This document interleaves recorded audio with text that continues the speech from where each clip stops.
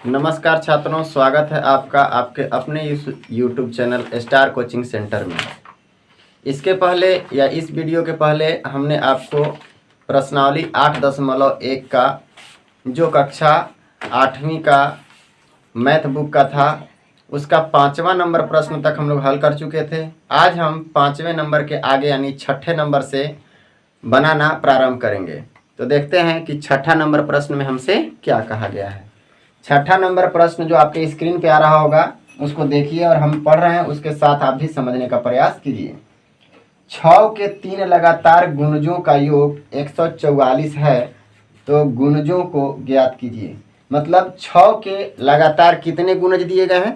3 गुणज, और तीनों गुणज को जोड़ दिया जाए तो कितना हो जाता है? 144। तो ध्यान दीजिएगा, अब हम लोग 6 के लगातार 3 गुणजों को लिखते हैं कि 3 लगातार गुणज कौन कौन से हैं किसके? 6 के। तो 6 के प्रथम गुणज बराबर, एक बात बताइए, अगर हम कोई संख्या को x मानते हैं, मतलब पहला नंबर पहला वाला जो संख्या होगा वो x होगा, किसका? 6 के गुणज का, तो कितना हो जाएगा वो? 6x। अगर यही 6 के दूसरे गुणज का बात किया जाए, दूसरे गुणज, याद रखिएगा ये लगातार होना चाहिए। तो दूसरा गुणज जो होगा वो, ये तो पहला गुणज के लिए x हो गया। अब लगातार दूसरा संख्या से हमको गुना करना पड़ेगा 6 में, तो दूसरा संख्या क्या होगा? 6 × x + 1। अगर यहाँ पे 1 रखें तो दूसरा बार में 2 से गुना करेंगे, 1 और 1 2। उसी तरह से अगर 6 के तीसरे गुणज के बारे में बात करें कि तीसरा गुणज कौन सा है, तीसरे के जगह पर तीसरा लिख लीजिएगा और दूसरे के जगह पर दूसरा। तीसरा गुणज कौन सा होगा? 6 × x + 2। ये तीनों के तीनों गुणज हमको मिल गए 6 के। अब प्रश्न में क्या कहा गया है कि ये तीनों को जोड़ना है, तो जोड़ने के बाद कितना दिया गया? 144। तो हम लोग लिखेंगे प्रश्न से, प्रश्न से क्या क्या दिया गया था? 6x, मतलब पहला जो गुणज है वो, दूसरा गुणज तो 6 × x + 1, ये दूसरा गुणज हो गया। तीसरा गुणज को भी जोड़ना है, तो जोड़ लगा करके क्या लिखेंगे? 6x + 2। और जब सबको जोड़ दीजिएगा तो मान कितना आ जा रहा था? 144 आ रहा था। अब आगे बढ़ते हैं, सबको पहले हल कर लीजिए। तो 6 से x में गुना करेंगे 6x, प्लस 6 से 1 में गुना करेंगे 1 6 ना। अब इसमें आइए, इसका तो काम हो गया, 6 जाएगा x के पास तो 6x, 6 plus plus plus plus हो जाएगा 6 दूनी 12, बराबर कितना हो जाएगा? 144। आगे बढ़ते हैं, 6x 6x और 6x, मतलब सब x वाला में 6 6 है, तो 6 6 12 और 6 18 x हो जाएगा, प्लस 12 और 6 18 बिना x वाला, और बराबर में कितना? 144। एक बात बताइए, ये तो बिना x वाला है, ये भी बिना x वाला है, दोनों को एक तरफ कर दें तो 18x जो x वाला है रहने देंगे, बराबर 144 माइनस कितना करना पड़ेगा? 18। चलिए अब घटाइए, तो यहाँ 18x बराबर, इसको घटाइएगा तो कितना होगा बताइए? 4 में से 8 नहीं घटेगा, 14 में से 8 खरा 6, यहाँ कितना बच गया? 3, 3 में से 2 खरा, सॉरी 3 में से 1 खरा 2। अभी अकेले तो 1 बचिए ना गया, यानी 126। या x बराबर जब हम निकालें तो x बराबर 18 बताइए तो गुना में ना है, उधर जाएगा तो क्या में होगा? भागा में, यानी 126 बटा कितना लगेगा? 18। और 18 से जब 126 में भाग करते हैं तो 18 सते 26 से 126, इसीलिए x का मान कितना निकल गया हमारे पास? x का मान निकला। तो हमसे x का मान तो पूछा नहीं था, क्या पूछा है? पहला गुणज पूछा, दूसरा गुणज पूछा और तीसरा गुणज पूछा। तो पहला दूसरा और तीसरा गुणज निकाल लेते हैं। तो लिखेंगे यहाँ पर किसका? 6 का पहला गुणज, पहला गुणज कितना माने थे हम लोग? 6x, तो 6 गुने x के जगह पर कितना? 7, तो 6 7 एक आंसर ही हो गया।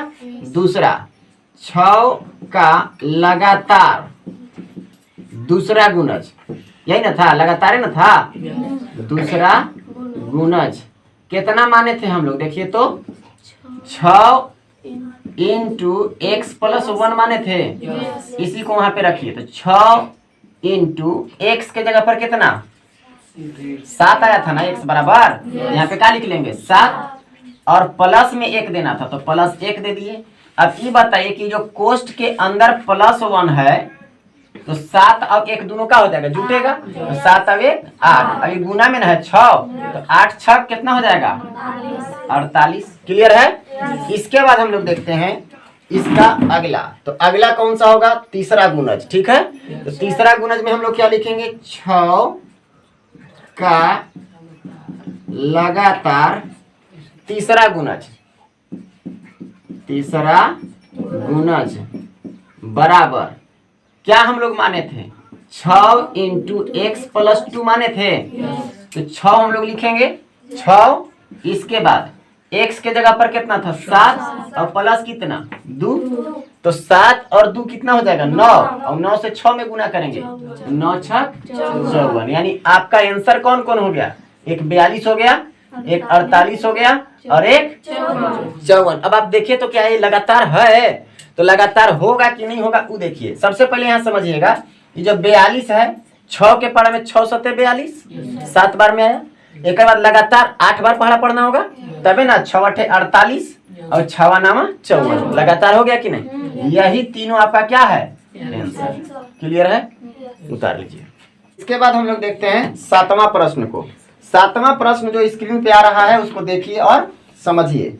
दो संख्याओं का अनुपात 2:5 है और उनका अंतर 21 है, तो संख्याएं ज्ञात कीजिए। अनुपात कितना दिया दोनों संख्या का 2:5।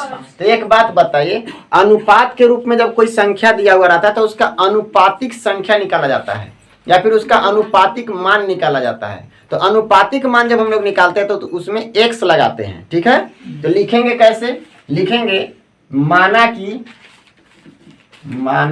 कि दोनों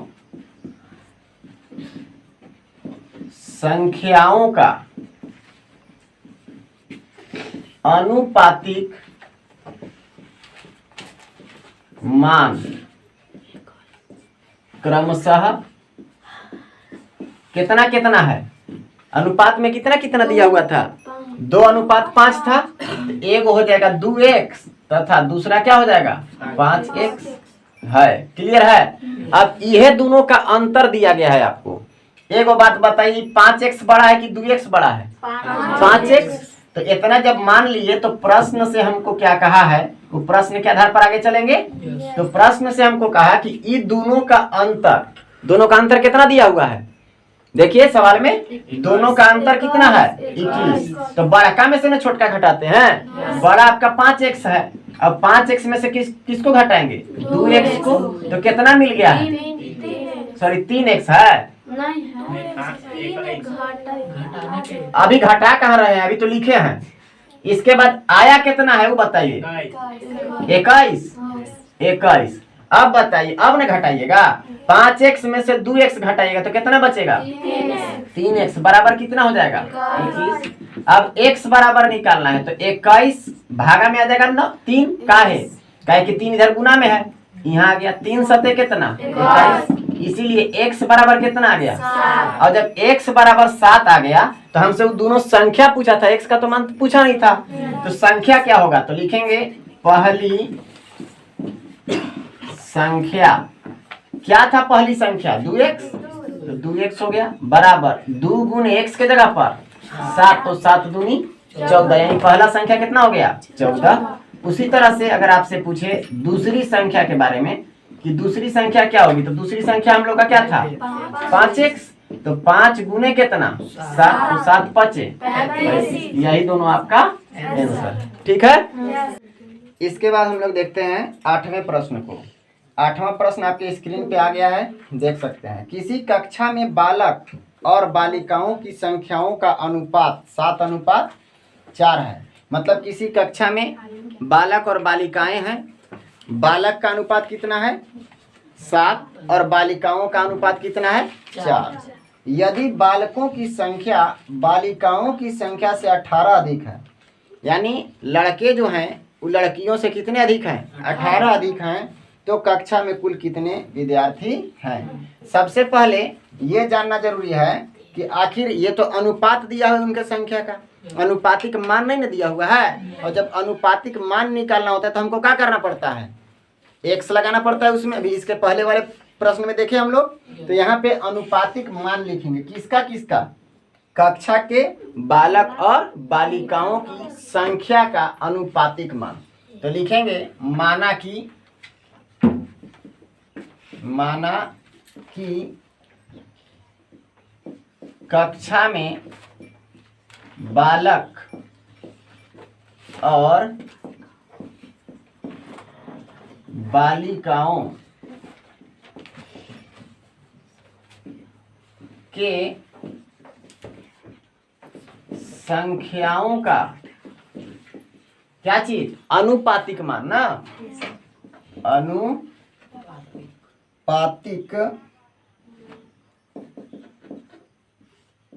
मान क्रमशः कितना कितना था, 7:4 के अनुपात में था। तो 7x तथा 4x है। एक बात बताइए, 7x किसका है, बालक का कि बालिकाओं का, लड़का का कि लड़की का, पहले बालक है तो बालक का है 7x और बालिकाओं का कितना है 4x। इतना क्लियर है। अब सवाल जो बोला है वो प्रश्न में हम लोग चलते हैं, प्रश्न से। जब हम लोग प्रश्न से चलेंगे तो ये दोनों को बराबर कर देते हैं हम लोग अपना मन से।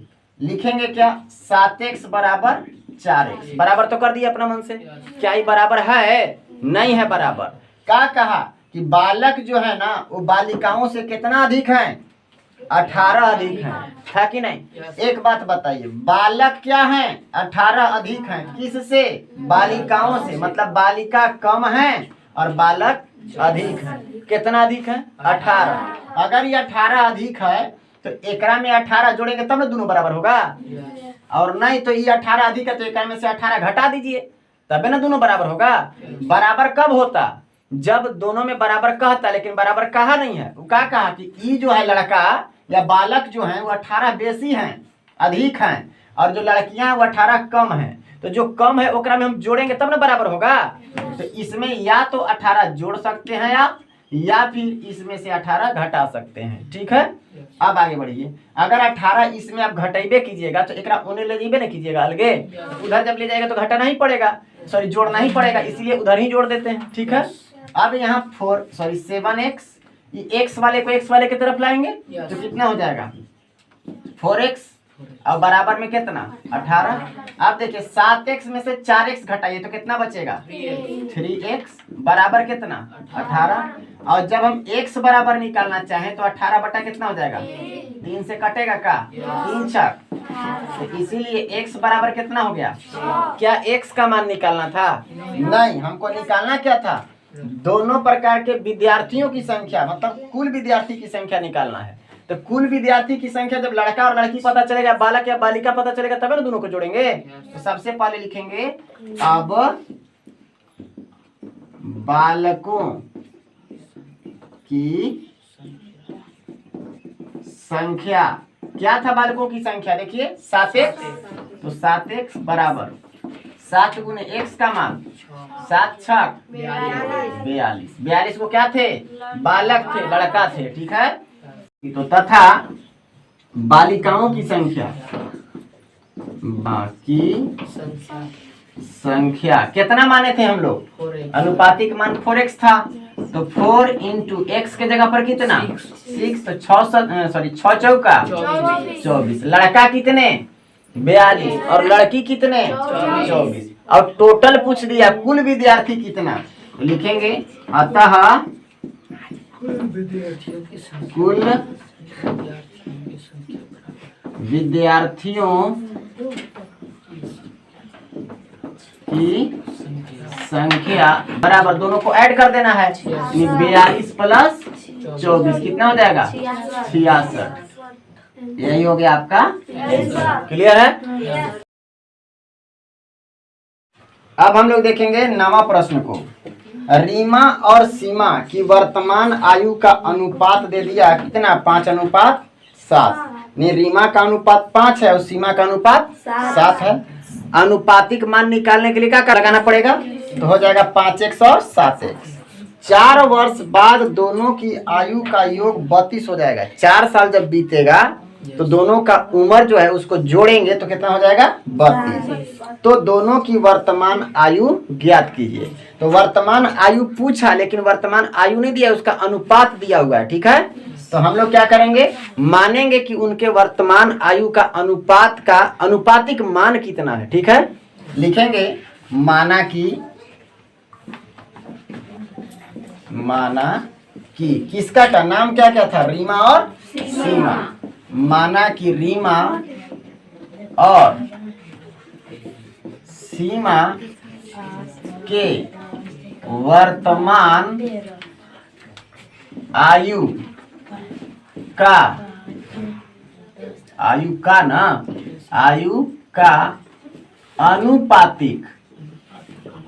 अनुपातिक मान क्रमशः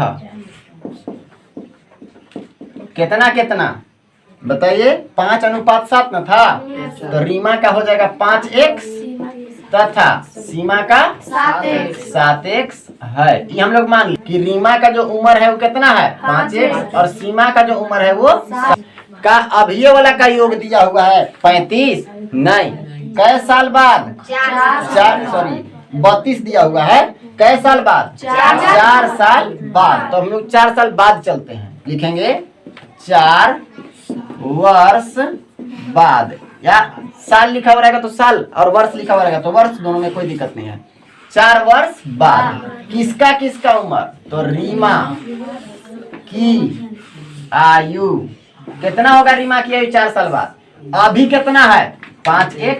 तो 4 साल बाद 4 साल पढ़वे ना करेगा वो। क्लियर है? इतना वर्ष हो गया किसका? रीमा की आयु। अब सीमा की आयु कितना हो जाएगा? 4 साल बाद। तो सीमा की आयु बराबर था कितना? 7x और 4 साल फिर बढ़ न गया तो कितना हो जाएगा? 7x + 4। अब दोनों का मिल गया 4 साल बाद। अब यह दोनों 4 साल बाद वाले को जोड़ेंगे तो 32 आया है ना? 32 है ना? है, हाँ 32 है। तो प्रश्न से हमारा क्या कह दिया? प्रश्न से कहा कि इन दोनों को यानी 4 साल बाद जो दोनों का आयु है वो दोनों के जोड़ दीजिएगा तो 32 हो जाएगा। तो जोड़ दीजिए 5x + 4। अब एक में जोड़ना है किसको? 7x + 4 को। तो कितना मिल जाएगा? 32। ये ना बोला था? चलिए इसी को हल कर दीजिए। तो 5x + 4 प्लस हो जाएगा तो 7x और प्लस तो 4 और बराबर कितना? 32। चलिए आगे बढ़िए। 7 और 5 x वाले को जोड़ेंगे ना, x वाले को x वाले के साथ, तो 7 और 5 12, 4 और 4 8 और बराबर में कितना हो गया? 32। एगो बात बताइए, इसमें x है ये नहीं है, इसमें x है ये नहीं, तो इसको उठा के मैंने फेंकेंगे ना तो कितना हो जाएगा? 12x बराबर 32 में से कितना घटाना होगा? 8। अब बताइए ना कि x के साथ ही 12 का में था, गुना में होने जाएगा तो का में होगा? तो 32 में से 8 पहले घटा लीजिए, कितना हो जाएगा? 24। अभी जो 24 आया ओकरा में भागा देना है कितना से? 12 से। तो 12 से भागा दीजिएगा तो 12 दूनी 24। तो x बराबर क्या आ गया? 2 आ गया। x का मान हमसे पूछा था? नहीं, तो क्या पूछा था? हमसे पूछा रीमा की वर्तमान आयु और सीमा की वर्तमान आयु, यही ना पूछा था। तो रीमा की वर्तमान आयु कितना होगा और सीमा की वर्तमान आयु कितना होगा वो लिख रहे हैं। देखिएगा यहाँ पे हम लोग लिख सकते हैं, अतः रीमा की वर्तमान आयु कितना हम लोग माने थे? रीमा की वर्तमान आयु देखिए 5x था ना, तो 5x बराबर 5। अब x का मान कितना निकलल है? 2। तो 5 दूनी की 10 साल, मतलब रीमा अभी कितने वर्ष की है? 10 वर्ष की। अब हमको किसका उम्र चाहिए? सीमा का। सीमा की वर्तमान आयु कितना माने थे? 7। 7 गुने 2 7 दूनी 14 वर्ष।